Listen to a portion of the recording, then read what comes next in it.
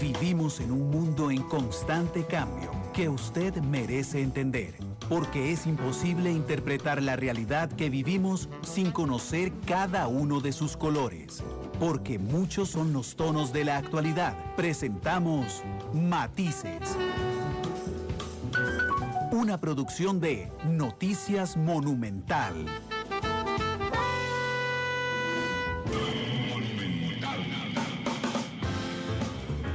La radio de Costa Rica, 2 de la tarde con 5 minutos. ¿Qué tal? Muy buenas tardes. Bienvenidos a Matices. Yo soy Randall Rivera y muchas gracias por acompañarnos. Hoy hablaremos del COVID, pero desde un punto de vista más amplio con el demógrafo don Luis Rosero.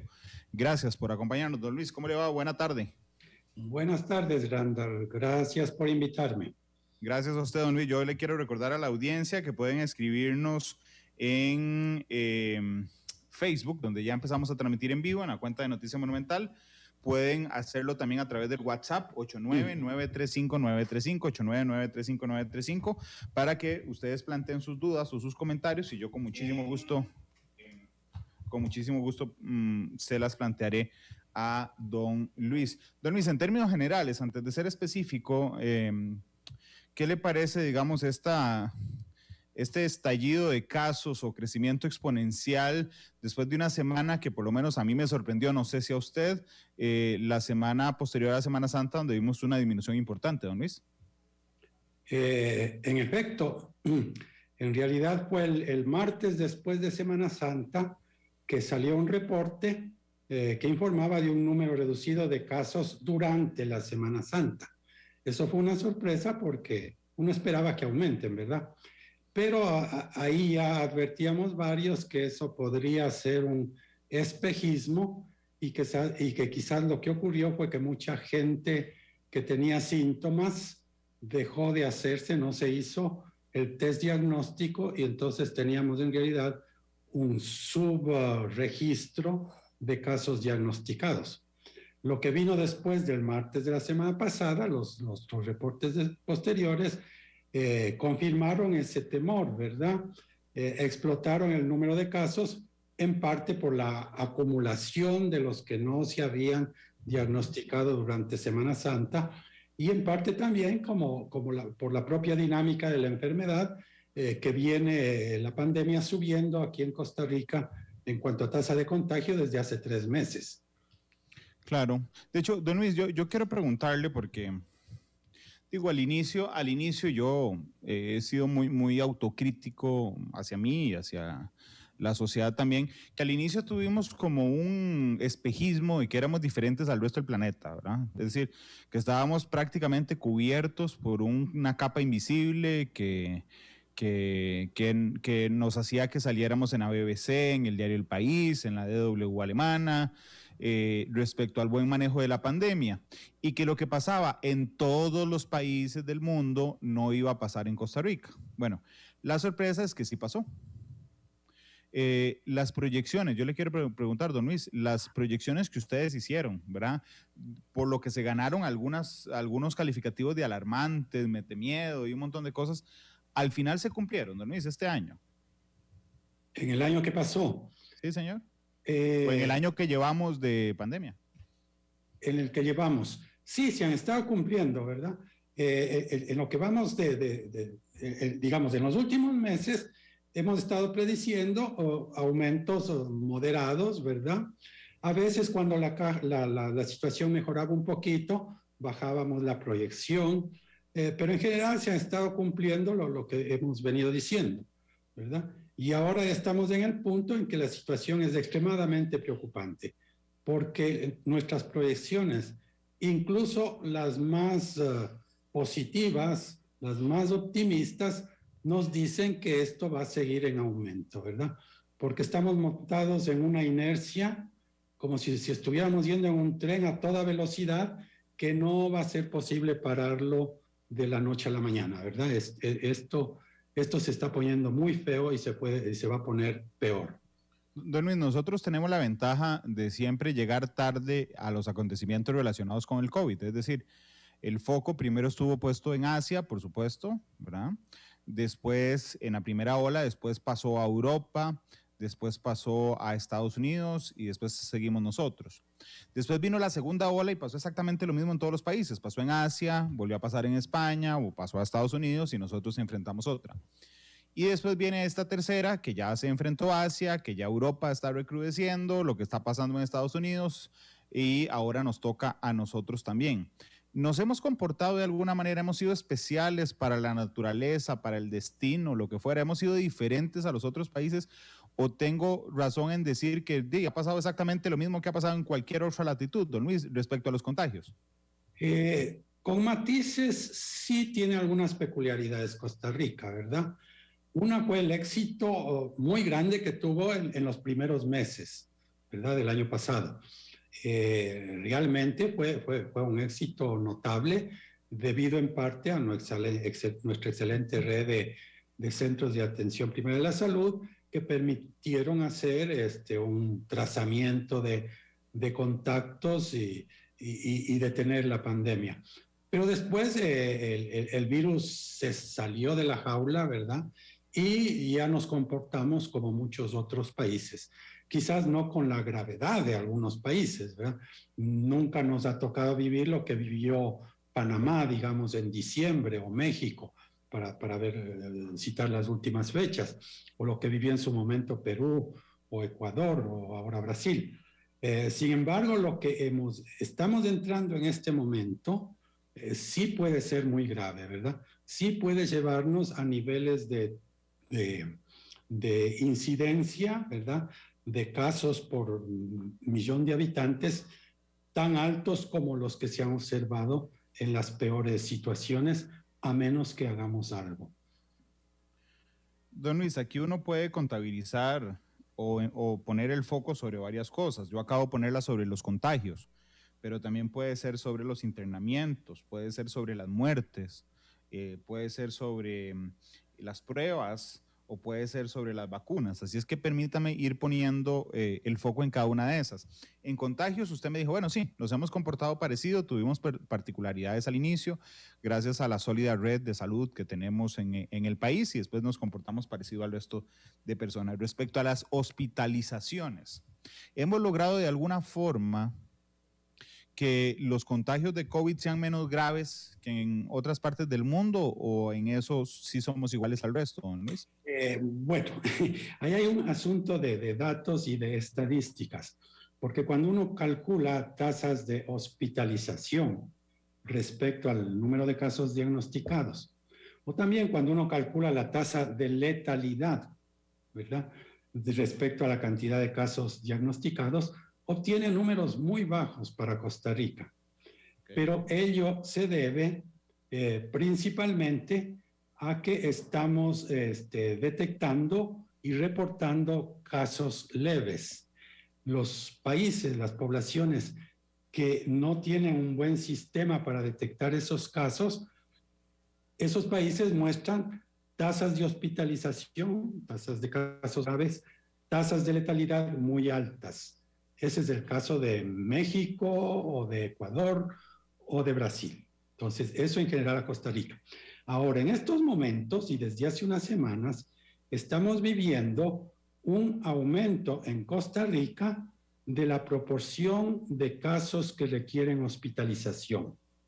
Cada vez una proporción mayor de casos que se diagnostican tienen que hospitalizarse. Eso puede deberse a que ahora la enfermedad es más grave y obliga a eso, pero no hay ninguna razón para que esto sea así, ¿verdad? Sino que esto se debe simplemente a que estamos diagnosticando menos casos leves. ¿Por qué? Ahí hay dos situaciones. Una es la propia población, ¿verdad? Siente los síntomas, los siente leves, pero ya le perdió miedo a la enfermedad. Dice a mí no me va a pasar nada, soy joven, etcétera, y no va a hacerse el test diagnóstico. Y lo otro es en parte también por el sistema de rastreo y testeo del sistema de salud, ¿verdad? Que puede estar cojeando, ¿verdad? A veces me han contado la gente que ha ido a hacerse un test en la caja, que la cosa no es tan sencilla, ¿verdad? Que hay aglomeraciones, que uno hasta siente miedo cuando entra ahí en medio de un montón de gente con síntomas y espera que le hagan el test, que muchas veces los devuelven sin hacerles el test. Entonces hay una serie de circunstancias que han hecho que cada vez estemos detectando menos casos leves. Ahora, esto no es solo un problema estadístico. El problema grave de esto es que si no se diagnostica ese caso, esa persona regresa a su casa, no se pone en cuarentena y contagia a otras personas, a veces a un ser querido. Entonces, esta es la parte más grave. Y eso es lo que pasó en Semana Santa. Ok, entonces yo podría determinar a pura percepción, don Luis, dos causas de que la gente no vaya a testearse cuando tiene síntomas. Porque yo recuerdo hace un año, por ejemplo, si uno tenía un dolor de cabeza, salía corriendo a hacerse la prueba del COVID, ¿verdad? Si tenía moco, salía corriendo a hacerse la prueba del COVID. Ahora pasan dos cosas. Una, que usted la señalaba, ¿verdad? Que es que hemos perdido el miedo, ¿verdad? Hay mucha gente hoy que dice, hey, si me toca, me toca. Así lo dice, ¿verdad? Si me toca, me toca. No va a hacerse la prueba a veces para no despertar ese fantasma invisible, es decir, para que nadie le diga que tiene COVID, ¿verdad? Menos de que se complique. Esa es una de las razones. Y la otra de las razones, me parece a mí, quiero preguntarle su opinión, es la situación económica. Es decir, si usted hoy está trabajando y tiene mocos, nada más, es decir, es un caso leve, por ejemplo, usted no va a ir a hacerse la prueba porque eso inmediatamente va a significarle 14 días de incapacidad. Y en Costa Rica la incapacidad se paga por debajo del salario, es decir, más o menos usted perdería casi el 40% del salario de esas 2 semanas, lo que hace que usted prefiera mantenerse en el trabajo, ¿verdad? Y ya solo en un caso de gravedad, pues podrá irse a hacer la prueba. ¿Usted qué piensa de esa mera hipótesis, don Luis, que acabo de reseñar? Tiene toda la razón, ¿verdad? Y las personas que están en la informalidad ni siquiera tienen esa recompensa por incapacidad menor del sueldo, ¿verdad? Las personas que trabajan por cuenta propia simplemente comen o trabajan o no comen. Cero ingresos si es que se ponen en cuarentena, ¿verdad? Sí, tienes razón, hay este problema económico. Sí, que realmente a mí me parece muy interesante. Y el otro tema, si me lo permite, es el tema de la confirmación de casos por vínculo, ¿verdad? Porque finalmente nunca vamos a estar seguros, me parece a mí, y quiero saber su opinión, si todas las personas por vínculo se reportaron al sistema de salud. Es decir, que si yo tengo COVID y hay 4, 5 o 6 personas que por vínculo tuvieron COVID, no sé si las 5 o 6 se fueron a reportar que tenían COVID, eso nos da un subregistro, o personas también que han quedado absolutamente invisibles para el sistema de salud, don Luis. Exacto, ese es el famoso rastreo de contactos, ¿verdad? Para hacerlo bien hecho, hay que hacer en promedio como 20 o deseable incluso 50 en promedio rastreos, ¿verdad?, de contactos por caso diagnosticado. En Costa Rica estamos ahorita bueno, estábamos en 10, ahora estamos mucho menos, ¿verdad?, haciendo este rastreo de contactos. Y hay ese problema. Esto se da porque el sistema que tenemos montado de laboratorios, de test, etcétera, en la caja, tiene limitaciones muy serias, ¿verdad? Creo que no puede pasar más allá de 4, quizás 5,000 pruebas al día. Y quizás se necesitarían hacer 20 o mejor aún 50,000 pruebas al día si quisiéramos mantenernos como se mantiene Cuba, por ejemplo, ¿verdad? Que en ese país se han logrado mantener la cantidad deseable de rastreos. Entonces, está esa situación. Está también la situación de que no es el sistema el que detectó un contacto con una persona contagiada, sino que yo mismo me doy cuenta de que estuve con una persona diagnosticada, estuve un buen tiempo. Entonces, si yo voy a la caja y voy a decir eso, no sé si me van a hacer el test. Y yo estoy casi seguro que le van a poner trabas, le van a decir, usted no tiene síntomas, vaya hacia su casa, ¿verdad? Y eso es por las restricciones que tenemos en cuanto a disponibilidad de pruebas diagnósticas, ¿verdad? Por lo que existe ahora entonces un subregistro más grande de pacientes portadores asintomáticos. Ese es nuestra especulación y eso es lo que explica por qué las hospitalizaciones están subiendo más rápido que los casos diagnosticados. ¿A qué ritmo crecen las hospitalizaciones, don Luis? No me he fijado en ese número, pero a ver, aquí adelante tengo mi curva y por ejemplo tuvimos 425 hospitalizaciones en el último reporte y un mes atrás estábamos como en 220. Es decir, se están duplicando más o menos cada mes, lo que es una tasa muy rápida, ¿verdad? Claro, sí es un crecimiento enorme. En términos integrales, yo tengo la percepción de que hemos trabajado siempre durante el último año y un mes, en los últimos 13 meses, de manera reactiva, de manera a la defensiva del virus. Es decir, que nuestra prioridad realmente ha sido detectar a las personas que ya tienen el virus, el contacto de esas personas, la hospitalización, por supuesto, de las personas graves y el tratamiento especializado de las personas en condición muy, muy grave. Digamos, hemos hecho eso.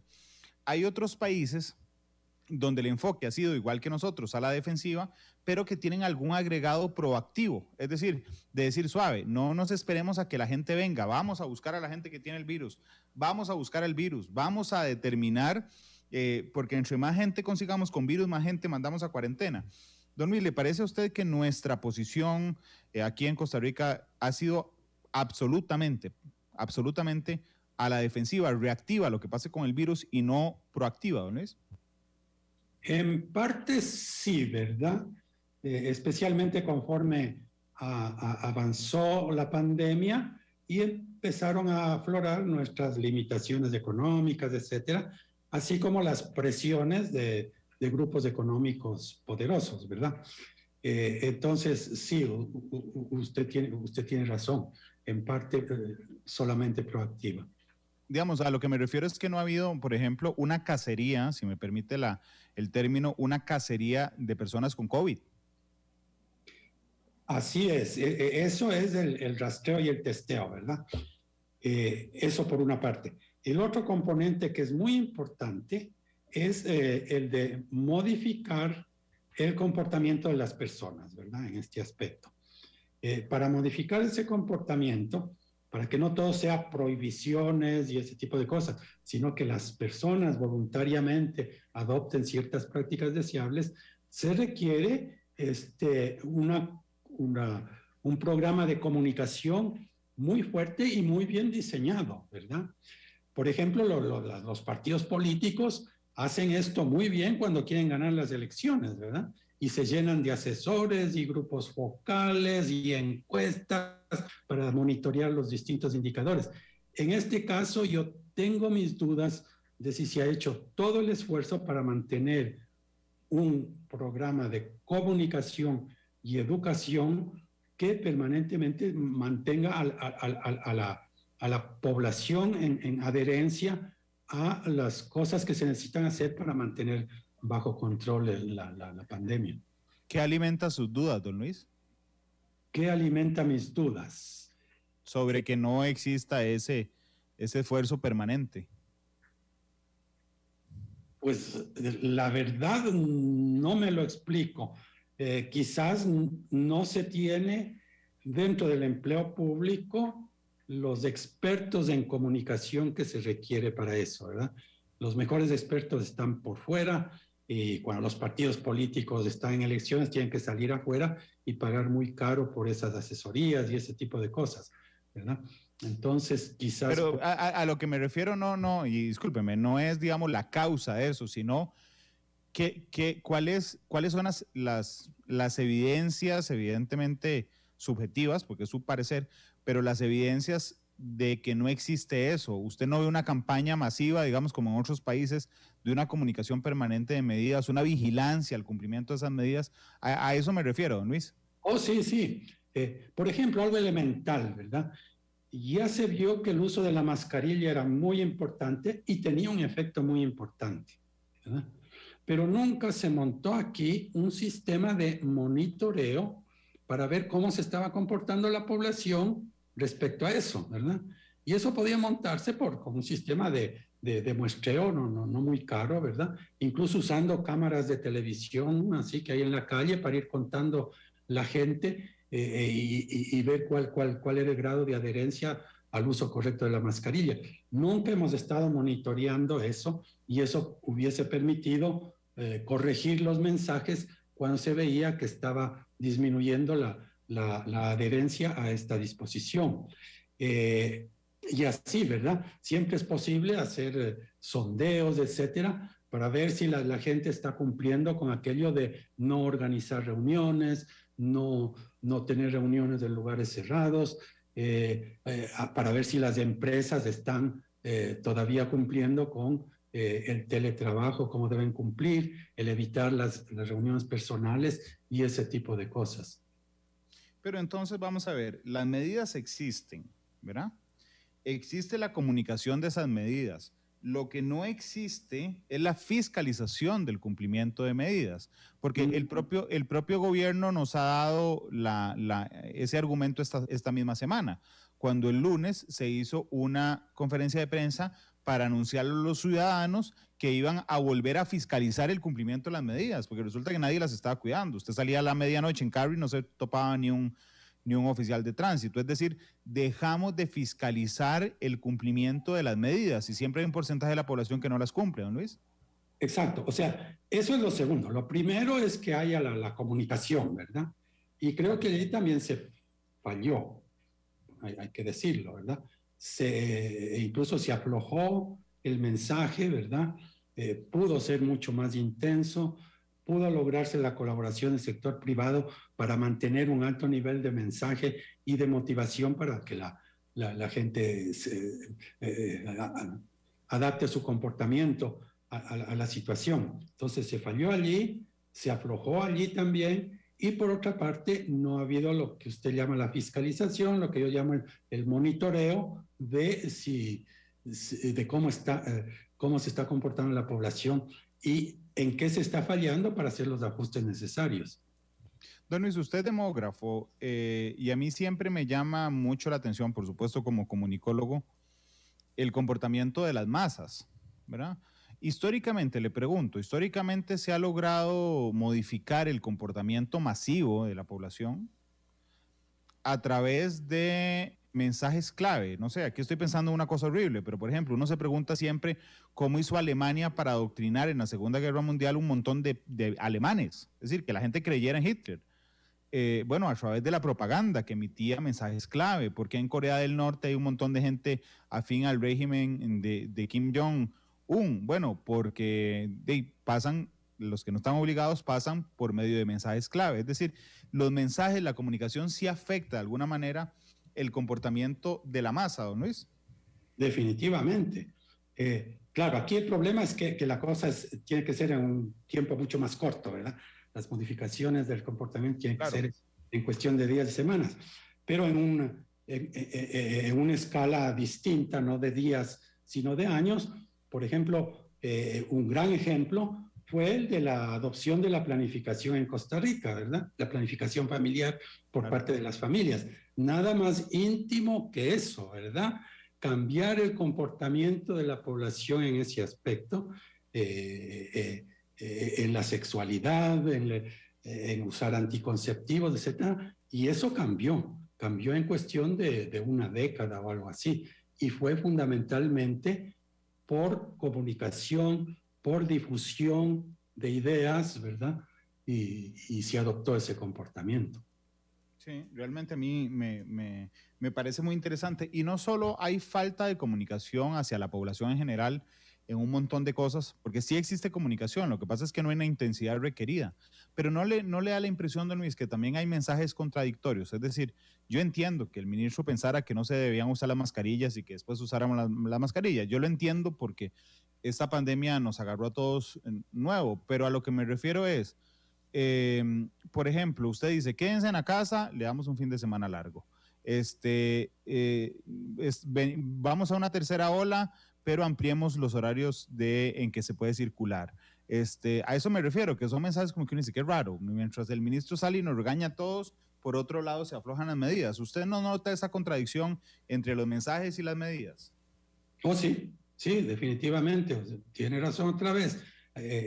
Eso es así. Y en cuanto a los mensajes mismos, desde luego yo no soy un especialista en comunicación, pero uno nota que el mensaje a veces no es claro, ¿verdad?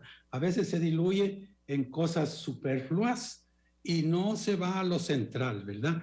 Y además no se usan técnicas que son conocidas en la comunicación, ¿verdad? Una técnica es para ciertos aspectos, es por ejemplo, levantar el temor de las personas. Otra técnica es la explicación de las razones de por qué se está pidiendo eso. Otras técnicas son las del liderazgo, ¿verdad? Que sé yo, Keylor Navas pidiendo a la gente que no haga fiestas o algo así. Entonces hay una serie de técnicas que podrían utilizarse en una buena campaña de comunicación para modificar el comportamiento, la conducta de las personas en este aspecto. Sí, sí, bueno, realmente a mí eso me llama poderosa y profundamente la atención. Aquí, bueno, la gente está opinando mucho, yo los invito a seguir opinando a través de Facebook, en la cuenta de Noticia Monumental, también lo pueden hacer en Twitter, en @monumentalcr, y lo pueden hacer por WhatsApp a través del 89935 Yo le quería preguntar, don Luis, yo me quejé y lo hice con mucha vehemencia. Al inicio había conferencias de prensa, al inicio no, durante una buena cantidad de meses hubo conferencias de prensa todos los días. Ya eran muy cansón, siempre se decía lo mismo, a veces era un show, después que los medios reclamamos porque era un show, entonces dejaron de hacerlo, el show, pero siempre se mantuvo la entrega diaria de los datos. Es decir, aunque no hicieran conferencia de prensa, que nadie quiere una diaria, era muy importante para nosotros y para ustedes supongo también saber cuántos casos hubo hoy, cuántas muertes hubo hoy, cuántos internamientos hubo hoy. Sin embargo, desde hace algunas semanas el gobierno decidió no brindar los datos diarios. Es decir, vamos a tener que esperarnos a mañana viernes, por ejemplo, para saber los de los últimos 3 días. ¿Eso les ha afectado en algo la investigación, don Luis? Sí, no es algo especialmente grave, ¿verdad? Pero sí, uno preferiría estar más al día en la situación. A veces el tener datos día con día incluso le ayuda a uno a no meter la pata, como se dice vulgarmente, ¿verdad? Claro. En cambio, estas pausas a veces le llevan a uno a decir cosas que no debería.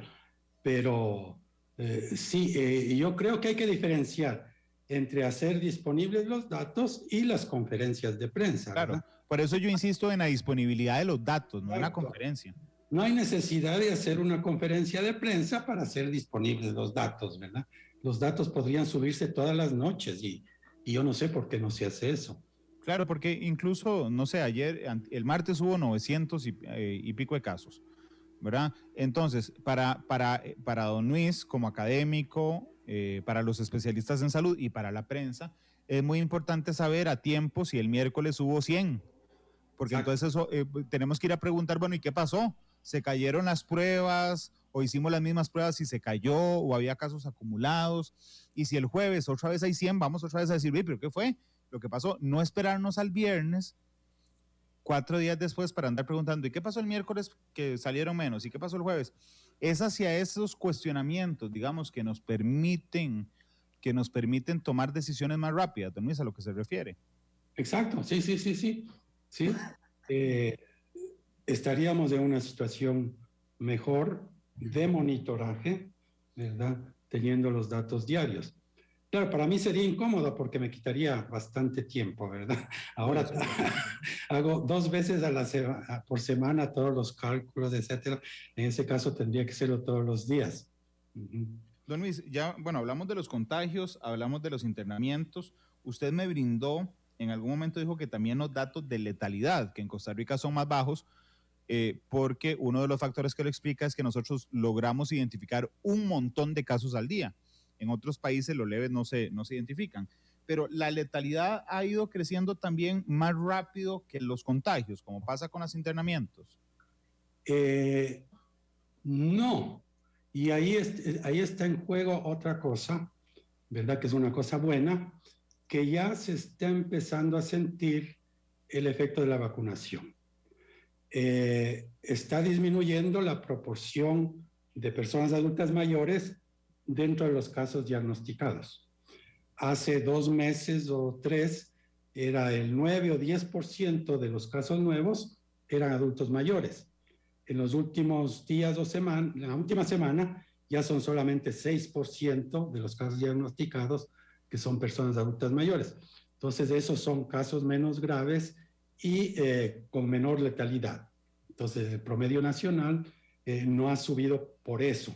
Por el otro lado está la otra fuerza, de la que hablamos, de que se está dejando de diagnosticar casos leves y eso empuja la letalidad para arriba. Entonces, hay como un tira y afloja allí y no hay una clara tendencia, ¿verdad? En cuanto a letalidad. En cuanto a mortalidad, sí estamos observando que la mortalidad no es tan alta como hace unos meses, ¿verdad? Mortalidad es la cantidad de muertes en la población. Claro, ¿y usted siente que eso tiene que ver con la vacunación? Está empezando a sentirse el efecto, a pesar de que todavía estamos en niveles bastante bajos. Pero, por ejemplo, el hecho de que logramos ya superar el 90% de cobertura en la población de 80 y más años de edad es un logro importantísimo, ¿verdad? Porque solo ese grupo poblacional reunía el 30% de las muertes. Sí, dice, vamos a ver, porque aquí Viria Feoli, y quería responderle a Viria, porque yo intenté explicarlo, pero creo que no lo hice con mucho éxito. Dice, pero no entiendo, no es que eran cansinos los datos, ni ustedes se entienden o critican por criticar. Viria, no, es que yo acabo de explicar esto. Yo nunca me he quejado de los datos, de lo que me quejé de las conferencias. Entonces, yo lo que esperaría, como se hace en la mayoría de países del mundo, es que todos los días en la noche el Ministerio de Salud nos brinde los datos a través de la página de internet, que mande un comunicado, lo que fuera. No una conferencia es absolutamente innecesaria, sino los datos. Y hay que diferenciar muy bien entre los datos, ¿verdad? Que son los que necesitamos diariamente, ojalá en tiempo real, pero yo estoy feliz diariamente, y las conferencias, que ahí sí está bien que se haga una vez por semana. Espero haberme explicado. También... ¿Puedo intervenir ahí? Claro. Lo que es cansino es una persona leyendo y diciendo, tal día hubo 300, del siguiente hubo 400, del subsiguiente 800, etc. Esos números no dicen nada, ¿verdad? Esos pueden estar en una tabla y uno puede leerlos. La conferencia de prensa del reporte epidemiológico sería mucho más útil si diera esos datos, pero ya masticados, y dijera, estamos en una tendencia a aumento, ¿verdad? Cosas así, en vez de leer un sinnúmero de números que es muy difícil de seguir, incluso para los que hemos estado cerca de toda la situación, ¿verdad? Sí, ahí también Marlon Mahu, creo que no sé en qué estoy fallando en la explicación, porque Marlon dice, los mismos medios hicieron presión para que se dejaran de dar datos. No, Marlon, no, ningún medio hizo presión. Si nosotros vivimos de los datos, no hicimos presión para que se dejaran de dar datos, hicimos presión para que se dejara de dar conferencias. La idea es de los datos es que nos los den diariamente. Hasta hace un mes, por ejemplo, ya no había conferencias diarias, había 2 conferencias por semana, pero todos los días nos mandaban datos puntualmente a las 3 de la tarde, 4 de la tarde, decir este es el corte, este es el corte, este es el corte. En algunos otros países es en tiempo real, es decir, así como se van diagnosticando, uno se mete a la página de internet de la autoridad en salud de ellos y va viendo cómo van subiendo. Y supongo yo, y aquí tal vez don Luis sepa mucho más que yo en esto, que también eso dificulta la labor de los datos recogidos internacionalmente. Es decir, si yo me meto a la Universidad de Hopkins para ver el aumento diario de casos, pues Costa Rica va a salir atrasada porque nos dan los datos solo 2 veces a la semana, ¿no Luis? Así es, va atrasada, ¿verdad? Y después se iguala el momento en que se dan los datos. A veces los datos los dan de un solo golpe y en esas estadísticas aparece que, por ejemplo, los días miércoles y jueves hubo 0 casos nuevos y pone en el viernes todos los casos de esos 3 días en las estadísticas internacionales. Claro. Dice Marlon, lo que sí creo es que la página web del Ministerio de Salud no es nada amigable. No es nada amigable, pero tampoco se actualiza todos los días, que es el gran caso. Ahora bien, sobre la velocidad de las vacunas, don Luis, que las autoridades repiten hasta la saciedad a veces que el problema no es la velocidad de aplicación, sino la cantidad de vacunas. Yo eso lo entiendo perfectamente.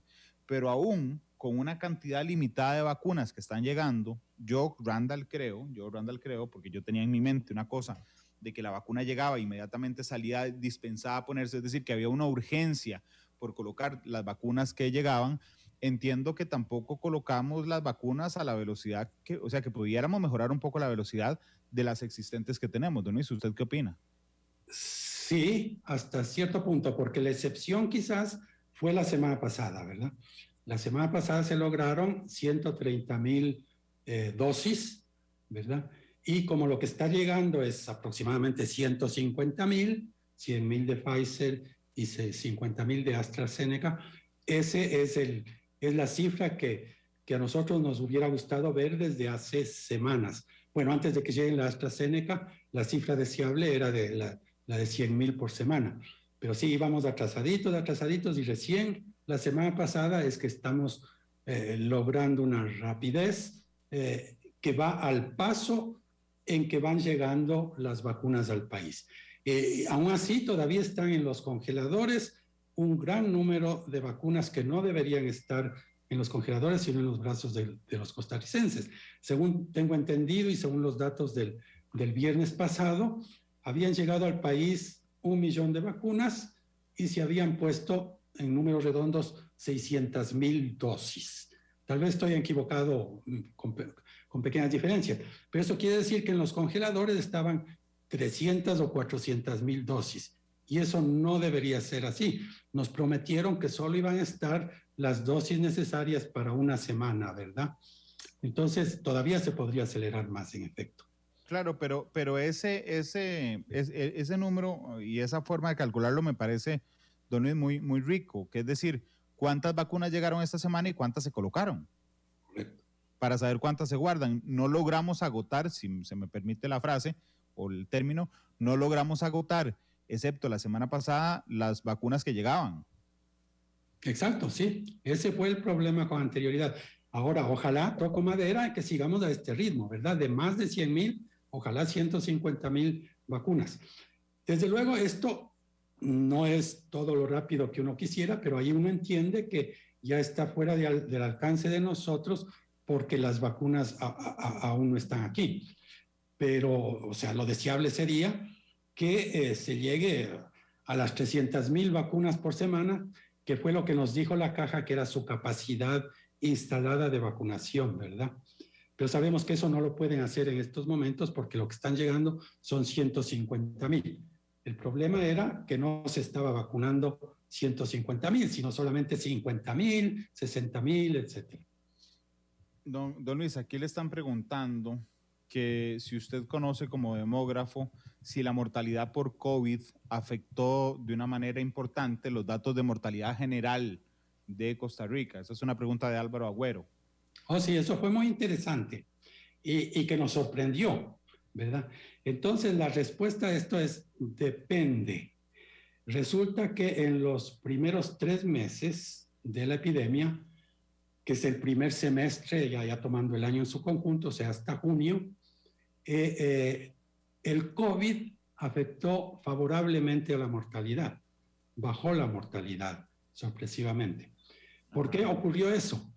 Porque se tomaron todas esas medidas sanitarias, ¿verdad? Lavado de manos, distanciamiento social, menos circulación en las carreteras, que bajaron de manera significativa la cantidad de funciones por ciertas causas. Entonces tuvo un efecto positivo, sorprendentemente. En el segundo semestre, ya a partir de julio, ha aumentado la mortalidad de manera sustancial. Me parece que ha aumentado como en un 10 o un 15% la cantidad de defunciones. O sea, cuando aplicamos restricciones de movilidad, por ejemplo, que hay menos accidentes de tránsito, eso, la mortalidad general baja porque las muertes por COVID no compensan las que evitamos en otras cosas.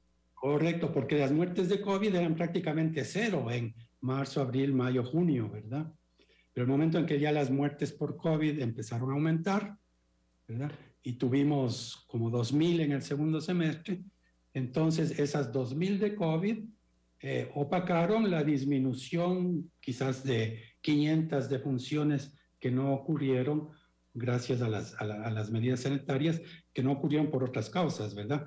Influenza, diarrea, accidentes de tránsito y similares. Claro, don Luis, este proceso de la tercera ola, ¿cómo la manejan otros países? Porque, por ejemplo, yo leí con mucho cuidado artículos de lo que ocurre en Israel, ¿verdad? Y entonces uno podría identificar varias cosas de Israel. Por un lado, estaban en elecciones legislativas, ¿verdad? Eso era fundamental para el gobierno israelí.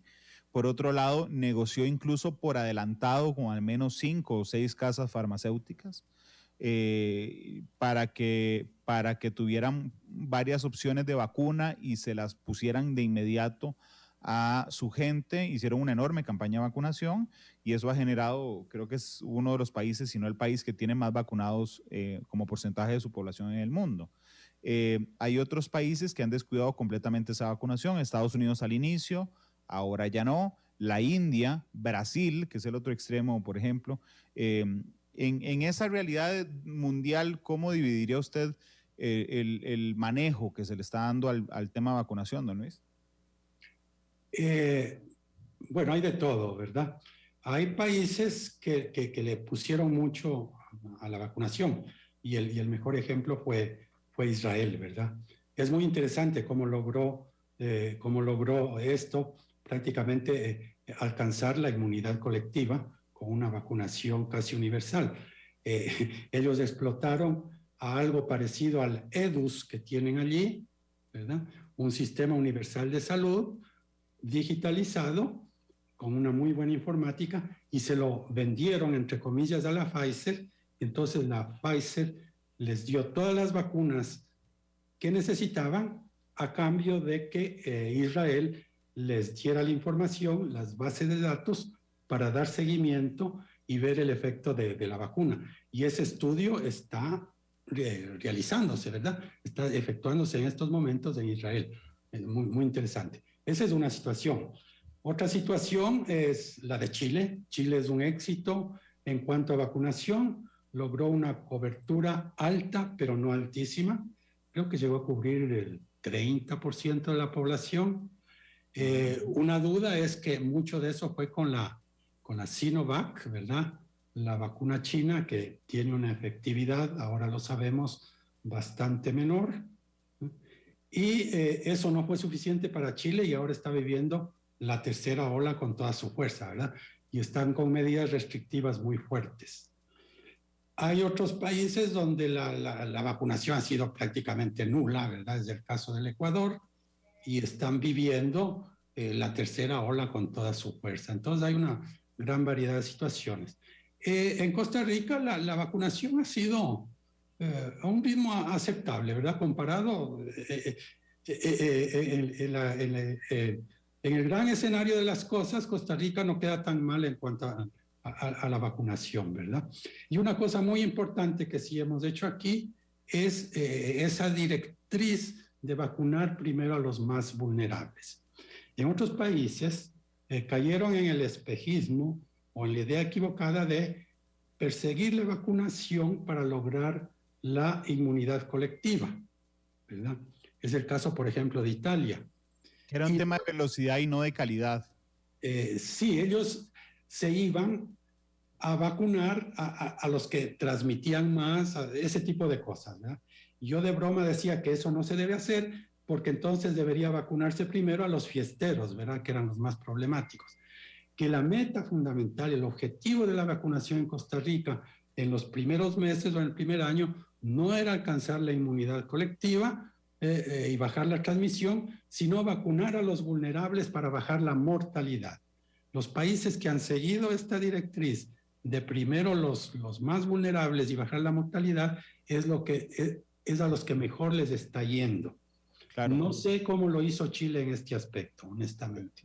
Pero, don Luis, Costa Rica lo hizo, digo, para poner los puntos sobre las IES, lo hizo a pura presión, ¿verdad? Porque los primeros que cuestionamos, por ejemplo, que yo nunca he cuestionado que los funcionarios de salud, los directamente relacionados con los pacientes, sean los primeros vacunados, eso nunca lo cuestioné, sino los otros, todos los demás, los encargados de prensa, los jefes de informática, digamos, esos al inicio estaban puestos prioritariamente sobre los adultos mayores. Fue a través de la presión de académicos como usted, por ejemplo, o de medios de comunicación como Monumental o algunos otros, que entonces el gobierno al inicio dijo, bueno, vamos a hacer, está bien, vamos a hacer una cosa, vamos a adelantar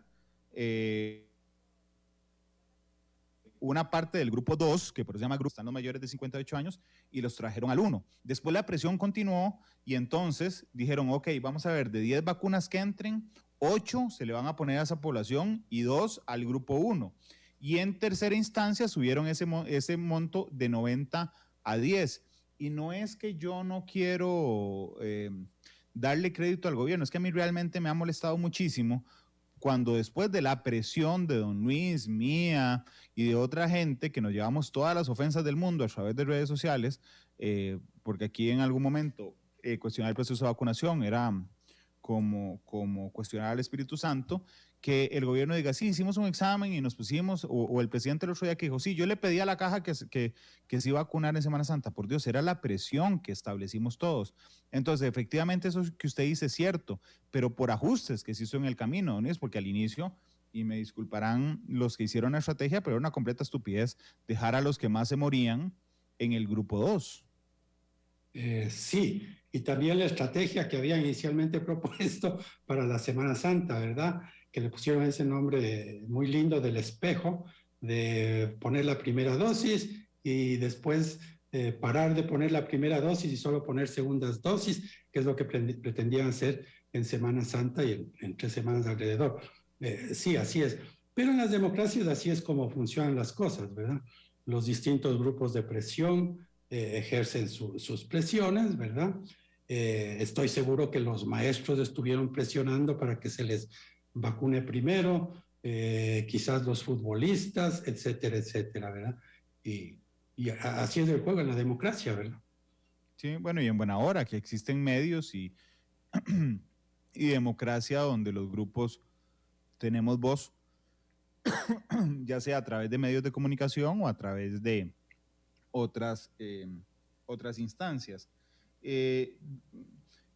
Cuando uno analiza, don Luis, la cantidad de casos que hay respecto a la población, es decir, la cantidad de contagios respecto a la población costarricense, seguimos manteniendo números bajos de contagio.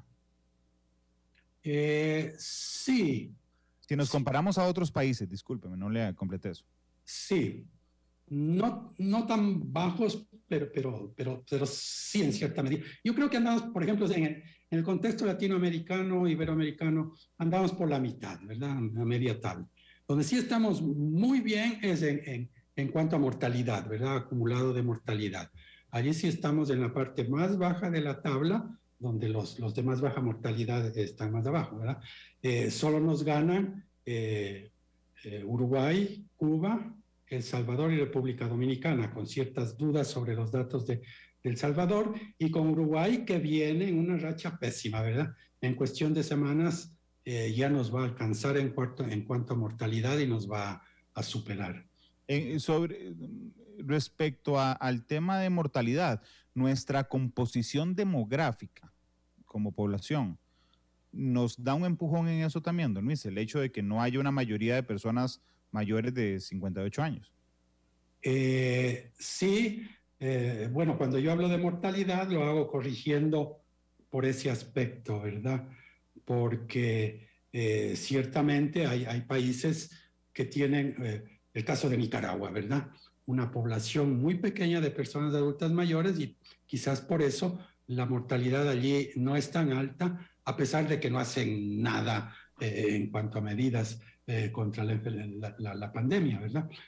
Costa Rica es uno de los países no de más alta población envejecida, pero está entre la cuarta parte más alta, ¿verdad? Tenemos más del 10% de población adulta mayor, que ya es bastante, o sea, no podemos decir que estamos favorecidos en este aspecto.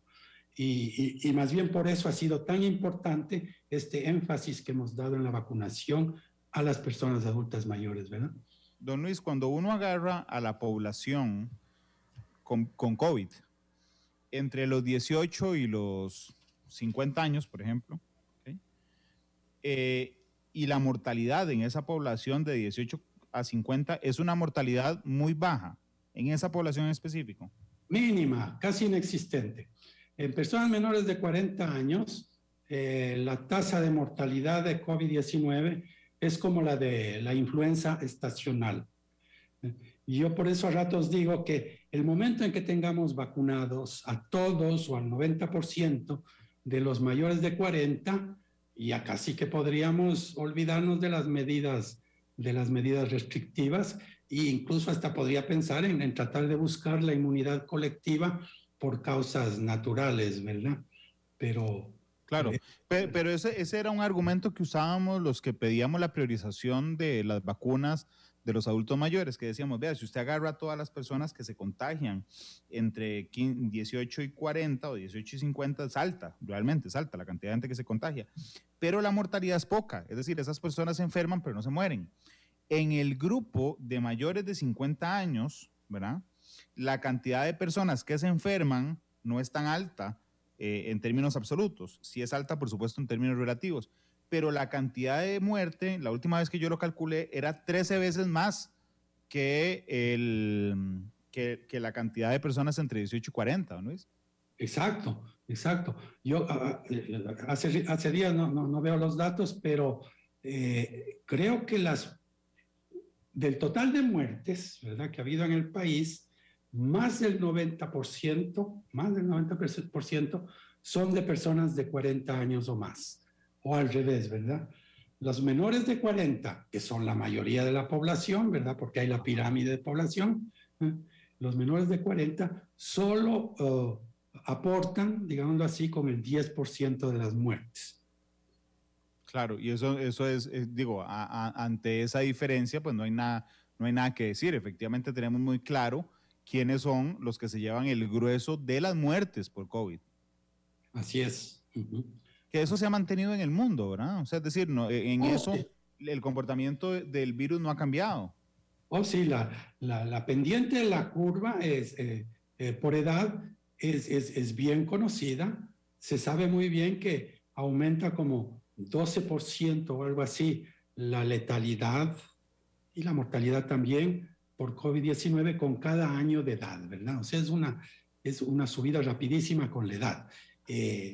Las diferencias son abismales. Cuando una persona de más de 80 años se contagia, la probabilidad de que fallezca es como del 30% o algo así, ¿verdad? Es terrible cuando una persona de mucha edad, de edad avanzada se contagia. En cambio, cuando una persona de 30 años o de 20 años se contagia, la probabilidad de que fallezca es mínima, menos del 1 por 1000 o algo así. Sí, claro. De hecho, aquí yo tengo los datos, los acabo de abrir, los últimos que tiene el Ministerio de Salud, y le iba a pedir que lo calculáramos ahorita, porque realmente me parece muy interesante. En los adultos jóvenes, digamos, la cantidad de casos registrados es de 166.627. eso conlleva una muerte de 930 personas. Han muerto de 166.627. En adultos mayores ha habido 12.866 casos, pero la cantidad de muertes es de 2.110. Ahí lo tiene, sí, es clarísimo, ¿verdad? Sí, claro. De hecho, permítame nada más sacar un porcentaje, don, si me hace el favor, para observarlo con números. Déjeme sacar el porcentaje de fallecidos en adultos. Permítame un segundo para que aplicar la regla de 3. Okay. El porcentaje de fallecidos entre los adultos es de 0,55%. Y en adultos mayores, vamos a ver, 2866. Vamos a ver, 2110. Como 18%. ¿no? Sí, más o menos debe ser. Usted, por supuesto, que estará mucho más acostumbrado que yo a hacer esto. 2866. 16.4. Ok. Divida el 16.4 entre 0,5, le va a dar como 32, ¿verdad? Me da 29.81. O sea, 30. Eso se llama riesgo relativo. El riesgo relativo de morir de un adulto mayor comparado con una persona joven es 30 veces mayor, ¿verdad? Una diferencia abismal. Y si uno hace grupos más extremos, no toma solamente adultos mayores en general, sino de 80 y más años por un lado, claro, y por otro lado personas más jóvenes, el riesgo relativo es abismal, ¿verdad? 100 veces más probabilidades o algo así de fallecer de una persona de edad avanzada. Ok, entonces, en este momento vamos a ver cuándo es ese corte. Este corte del Ministerio de Salud es al 13 de abril, es a antier, al martes. Es el corte que tengo en las manos. Como hicimos el cálculo aquí en vivo, ¿verdad? Significa entonces, don Luis, y quisiera que me lo confirmara, que una persona adulta mayor tiene 30 veces más posibilidades de morir de COVID que una joven. Si se contagia, sí. Sí, sí, se contagia. Un enfermo de COVID. Ajá, voy a decirlo estadísticamente bien. Un enfermo de COVID de adulto mayor tiene 30 veces más probabilidades de morir que un adulto contagiado por COVID que no sea adulto mayor. Y sí, incluso con más precisión es diagnosticado, porque esos números, incluso en los jóvenes, sobreestiman la verdadera letalidad, porque entre los jóvenes es donde se dan muchísimos casos leves que nunca se diagnostican. Entonces el denominador real probablemente es bastante más grande. En cambio, entre las personas adultas mayores la enfermedad suele ser más grave y quedan relativamente poca gente sin diagnosticar. Sí, realmente aquí estaba intentando ver o sacar una proporción de cuál provincia proporcionalmente registraba más fallecimientos, proporcionalmente respecto a su número de casos, pero realmente me queda un poco complicado hacerlo aquí al aire. Pero, sí, pero de casos activos, sigue siendo San José el que más casos absolutos tiene, absolutos, 10.209 activos, pero Punta Arenas es el que más porcentaje de activos tiene, aunque tiene 4.748, tiene esa cantidad de un total de 22.000. Es decir, tiene 4.748 casos activos de 22.000 y San José tiene 10.000 casos activos de 82.000. Es decir, la proporción de personas activas, Punta Arenas es hoy uno, según este cuadro, uno de las provincias que más casos activos tienen. El manejo de las estadísticas respecto a estos temas, don Luis, ¿ha sido suficientemente rico como ustedes desearan o desearan algo más? Ha sido rico fuera de las esferas oficiales, ¿verdad? Ha habido intercambios muy interesantes, hay varios grupos haciendo análisis, ¿verdad? Por ejemplo, este número clave, que es la tasa R, en el cual yo del cual yo parto en casi todos mis análisis, requiere toda una metodología para estimarlo, porque no se puede calcular directamente. Entonces hay diversos grupos que hacen estos cálculos y llegan a veces a resultados diferentes. Es interesante la discusión, etcétera, ¿verdad? Entonces, sí hay grupos haciendo análisis fuera del gobierno. No sé si en el gobierno, dentro del Ministerio de Salud, bueno, me imagino que debe haber, ¿verdad? Un grupo analizando los datos y quizás lo que ocurre es que no quieren salir afuera con resultados de esos análisis, ¿verdad? Claro, lo que pasa es que yo siempre me he preguntado, por ejemplo, la prensa conoce la tasa R por dos fuentes realmente. Uno es la Universidad Hispanoamericana y la otra es el Centro Centroamericano de Población. Nosotros conocemos la tasa R por eso, pero a nosotros realmente el Ministerio de Salud no nos brinda la tasa R. Así es un cálculo particular, ¿verdad? Digo, nunca me había puesto a pensar eso, pero sí, todos estamos esperando los informes de ustedes, en el caso del Centro Centroamericano de Población o de la Universidad Hispanoamericana, pero no nos brinda el Ministerio la tasa R. Así es. Ha faltado eso, ¿verdad?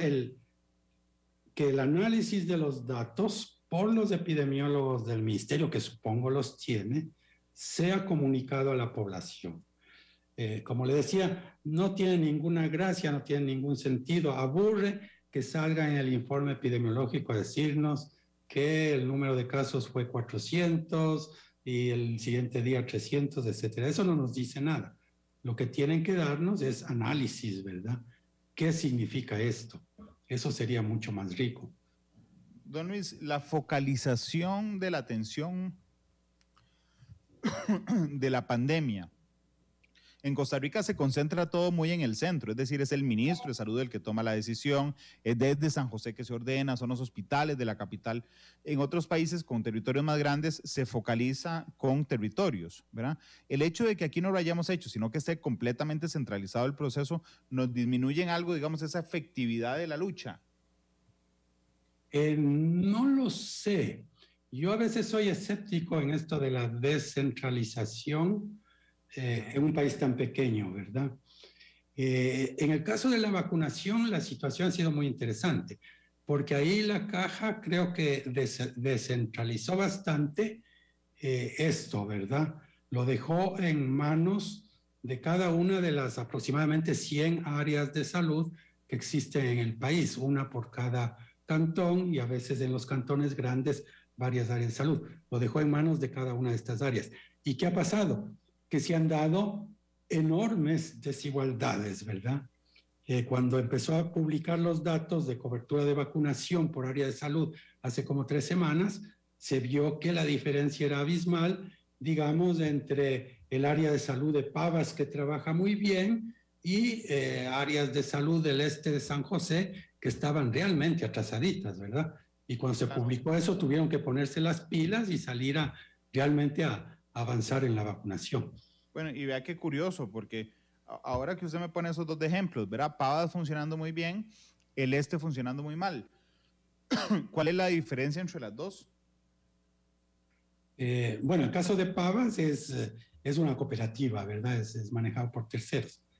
Pero claro, no siempre las cosas funcionan así. Yo he leído cartas en La Nación quejándose de la cooperativa de Tibás, ¿verdad? Claro. Sí, pero tengo que reconocer que sí me llamó la atención, digamos, que el del servicio tercerizado, ¿verdad? En el caso de Pavas fuera el que avanzaba mejor y el caso que la caja le quitó a las universidades, que es el del este, pues se lo estuviera...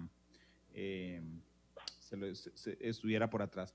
Don Luis, permítame ir a una pausa comercial. Regresamos para los últimos minutos del programa. No me aguanté la gana. Estoy haciendo la mortalidad por provincia.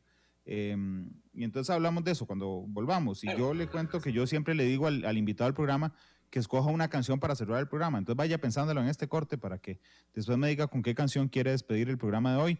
Son las 3:07, el corte dura como 7 minutos más o menos. Yo les pido que se queden con nosotros. Ya volvemos.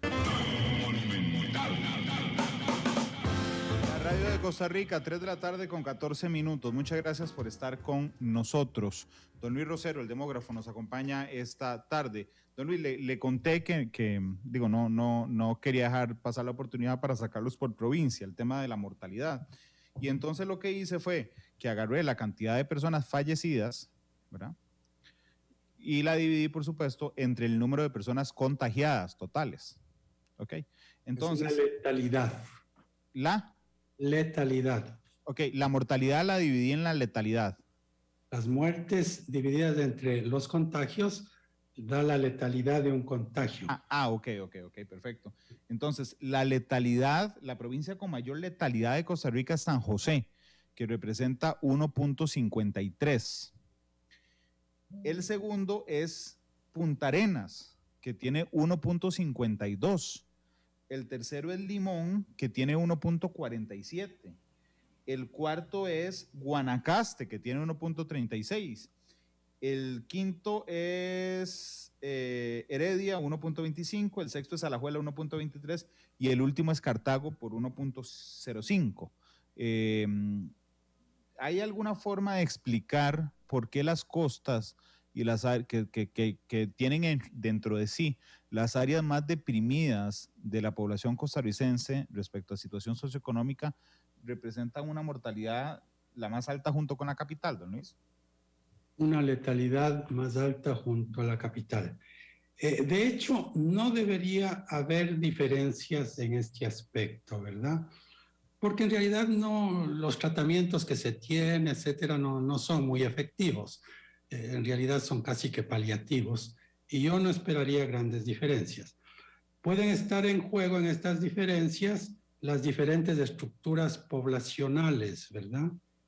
Ajá. Pero en este caso, por ejemplo, Heredia, que es una población más envejecida, debería tener la tasa más alta, la tasa de letalidad más alta, pero no es así. Entonces, ¿Cuál es la provincia más envejecida, don Luis? Me parece que es Heredia como provincia, ¿verdad? Claro. Ahí hubiera esperado que sea la letalidad más alta, que la proporción de casos que han fallecido sea mayor. Sin embargo, una letalidad baja a veces se logra cuando se está detectando muchos casos leves. Les voy a poner un ejemplo. En Costa Rica la letalidad es como del 1,5%, me parece. En México es del 8%, ¿verdad? Pero en realidad yo apostaría a que no, la diferencia no es tanta entre México y Costa Rica. Debería ser parecida a la letalidad. Lo que pasa es que en México casi no están detectando casos leves, ¿verdad? La tasa de positividad, que es otra forma de verlo en México, es como de 50%. Solo se detecta un negativo por cada positivo, ¿verdad? En otros países, o donde cuando se hacen bien las cosas, la tasa de positividad es como del 10%. Claro. Don Luis, ¿se acuerda que al inicio hablábamos sobre los mensajes contradictorios? Hace algunas semanas, cuando empezó a disminuir la segunda ola, se tomó la decisión de decir, bueno, ya, vamos a cerrar SEACO momentáneamente, vamos a concentrar la unidad de cuidados intensivos solo en el Hospital Calderón Guardia, y me parece que no habíamos previsto, don Luis, quiero su opinión, la fuerza con la que venía la tercera ola, porque si la segunda multiplicó no sé por cuánto, la primera en Costa Rica, que la primera fue 8, 10 personas, 10 casos, perdón, por día, la segunda era 1,000, 1,800, 2,000 por día. Si eso vuelve así, si se multiplica exponencialmente la tercera, no vamos a dar abasto con los servicios de salud, don Luis. Exactamente. Ahí tenemos un cálculo hecho con los datos de este viernes y estamos viendo que antes de que termine el mes, o sea, a 2 semanas de ahora, van a colapsar los servicios si es que no cambia la tasa de contagio, ¿verdad? Vamos a superar o llegar a cerca de 400 personas requiriendo cama en cuidados intensivas. 400 personas. El límite es como 380, ¿verdad? Y como 800 personas requiriendo en general hospitalización. Ese momento colapsan los servicios y a partir de allí, o sea, en mayo, dentro de 3 semanas, ya la gente tendrá que empezar a quedarse en las salas de emergencia, en los pasillos, o le empezarán a devolver a las casas, ¿verdad? Sí, sí. De hecho, es muy rápido, ¿no? La proyección, digo, hoy es 15 de abril, es decir, que podríamos estar colapsados de hoy en 15. Correcto. El viernes estaban hospitalizadas 425 personas, ¿verdad? En 2 semanas eso se va a duplicar. Y va a ser así porque ya tenemos los números de los que venían contagiados, ¿verdad? Entonces, claro, podemos proyectar con bastante seguridad lo que va a ocurrir en las próximas semanas. Incluso si logramos bajar la tasa de contagio, ¿no? Básicamente, incluso si hacemos eso, todavía va a haber un aumento importante en la cantidad de casos y cantidad de hospitalizaciones. Quizás no tan grandes y no que lleven al colapso, pero siempre vamos a estar en problemas. Don Luis, discúlpeme que le haya puesto un momento mi pantalla, pero es que quería explicar algo de una manera, digo, más o menos sencilla. Voy a dibujar una cosa. Voy a poner las 3 olas. Nosotros empezamos aquí, era el año pasado, y tuvimos esta primera ola. La mini ola, sí. La mini ola, sí, pero permítame porque aquí me equivoqué en algo, ok. Aquí empezamos, ¿verdad? Tuvimos la mini ola y bajamos, ¿verdad? Sin llegar al fondo. Y después tuvimos una segunda ola como así, pero no llegamos al fondo. Y después vamos subiendo en esta tercera ola. Lo que me quiero explicar con esto es que esta ola multiplicó por un montón a esta primera. Es decir, fue mucho más grave la segunda ola, por supuesto, que la primera. ¿Se prevé que esta tercera ola sea mucho más grande que la segunda? Bueno, todo depende de cómo se comporte la tasa de contagio, pero sí va a ser más grande. Estoy seguro que incluso en el caso de que tengamos mucho éxito en bajar los contagios, dentro de un mes vamos a estar como con 1.500 diagnósticos por día, que ya es un número más grande que el pico máximo que tuvimos el 15 de septiembre, alrededor del 15 de septiembre, que fue de 1.200 casos, ¿verdad? Esta sería la situación más benigna, llegar a 1.500 casos. Lo más probable es que lleguemos a algo así como 3.000 casos por día dentro de un mes. Don Luis, lo otro que le quería preguntar, y por lo que es este dibujo tan malo, es que realmente la disminución de la curva nunca llega al suelo. O sea, es decir, nunca bajamos a la situación anterior, sino que voy a poner un ejemplo. Si aquí había 10 casos en esta primera ola, no es que bajamos a 0 y volvimos a la segunda curva, sino bajamos a 7 y vamos a la segunda curva. Si aquí llegamos a 2.000 casos, no es que volvemos a bajar a donde arrancó la curva, sino ya a los 1.500, o en este caso a los 400, empieza a subir otra vez la curva. Es decir, la bajada, el descenso de la curva, perdón, no es tan sostenido y tan recto, digamos, como uno desearía que se caiga de un solo golpe de los casos, sino que cada ola arranca antes, don Luis. Sí, bueno, la mini ola sí fue muy exitosa, ¿verdad? Ahí se bajó creo que habíamos llegado a 100 casos al día, a 10 o 20 casos por día y estuvimos varias semanas ahí abajo, ¿verdad? Y con varios días con 0 fallecimientos. La segunda ola, una peculiaridad de Costa Rica fue que se prolongó muchísimo, ¿verdad? Luego de que llegó al pico el 15 de septiembre, en vez de bajar rápidamente, como había ocurrido en otros países, vino bajando levemente hasta diciembre, ¿verdad? Y en enero sí hubo una caída importante. Nunca supimos por qué, para ser honestos, ¿verdad? Y ahí sí bajamos de 1.000 casos al día a 300 casos al día. Y ahí usted tiene razón, no bajamos todo lo que hubiera sido deseable que baje, ¿verdad? Llegamos solo a 350, 300, y desde allí hemos empezado a subir poco a poco, y ahora estamos disparados, ¿verdad? Con este aumento exponencial. Don Luis, teniendo claro que usted no es un experto en salud, sino en demografía, y lo digo porque hay mucha gente que aquí le escribe, doctor, no sé qué, y le cuestiona cosas que son médicas. ¿Cuál sería, desde su competencia, don Luis, la recomendación para que no colapse el sistema de salud? Si yo fuera presidente, le daría la máxima prioridad a la salud pública y un segundo lugar a la economía. Yo sé que a veces eso puede sonar duro, especialmente para la gente que está en los límites de la situación económica, ¿verdad? Pero hay veces que hay que tomar decisiones así. Y yo mañana daría un martillazo, ¿verdad? Como se decía, acompañado de todas esas medidas de comunicación para que la gente se cuide, etcétera, etcétera, y traer miles de test diagnósticos para que todo mundo que medio sienta síntomas o que haya estado en contacto con alguna persona contagiada, fácilmente pueda hacerse el test diagnóstico y ponerse en cuarentena. Entonces, todas esas medidas, las más duras desde luego, serían el martillazo, ¿verdad? Mañana mismo, si es posible. Don Luis, yo estoy seguro que si empezamos a colapsar, vamos a ir al martillo, no tengo ninguna duda. Así va a ser. Mi pregunta es, ¿sería igual de efectivo un martillazo rápido? En el sentido de que, por ejemplo, usted dice, ups, vamos saliendo, no puedo sacrificar mucho la economía, pero puedo hacer un martillazo de una semana. La otra semana hay martillo, pero después ya, no sé, algunos países lo hicieron. Hay una semana martillo, 3 semanas no. Una semana martillo, 3 semanas no. O 15 y 15, 15 y 15. ¿Eso también es efectivo?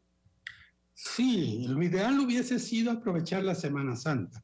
Y yo creo que lo dije en algún programa que me entrevistaron antes de Semana Santa, que lo ideal hubiera sido, en vez de decretar la apertura total, que eso fue lo que se hizo para Semana Santa, aprovechar que las construcciones están paradas, que mucha actividad económica no se está realizando para cerrar el país, ¿verdad? Como antiguamente se cerraba en Semana Santa, que aquí lo hicimos al revés. Sí, lo hicimos al revés, había que cerrar completamente el país. Pero un martillo de una semana sirve. Sí, se demostró justamente en la Semana Santa del año pasado que sí tiene efectos, ¿verdad? Quizás una semana no, quizás sea necesario 2 semanas, pero sí, ¿verdad? Otra cosa que se puede hacer es esto de manera focalizada geográficamente, ¿verdad? Entonces, tomar esto de las alertas naranjas, alertas rojas, en serio y en colaboración con las municipalidades, en los cantones donde la situación es seria, donde hay una gran circulación del virus, por ejemplo, que no prohibir las reuniones de más de 10 personas, cerrar los bares, cosas así, ¿verdad? Claro. Don Luis, le agradezco muchísimo que me haya acompañado hoy. Con mucho gusto. Bueno, además de demógrafo, usted es salubrista, ¿verdad? Sí, tengo una maestría en salud pública. Ahí me enseñaron, tomé algunos cursos de epidemiología, epidemiología matemática. No, es que aquí me regañó Karina, una de nuestras periodistas, que me dice, Randall, además de demógrafo, es salubrista, don Luis. Gracias, don Luis, por habernos acompañado, muy amable. Con mucho gusto, estoy a la orden.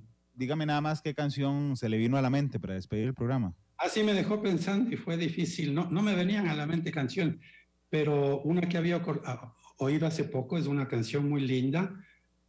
Los Chunguitos la escribieron originalmente. Se llama Si me das a elegir entre tú y la riqueza. Uno se la puede dedicar al gobierno como una metáfora de que tú es la sanidad, ¿verdad?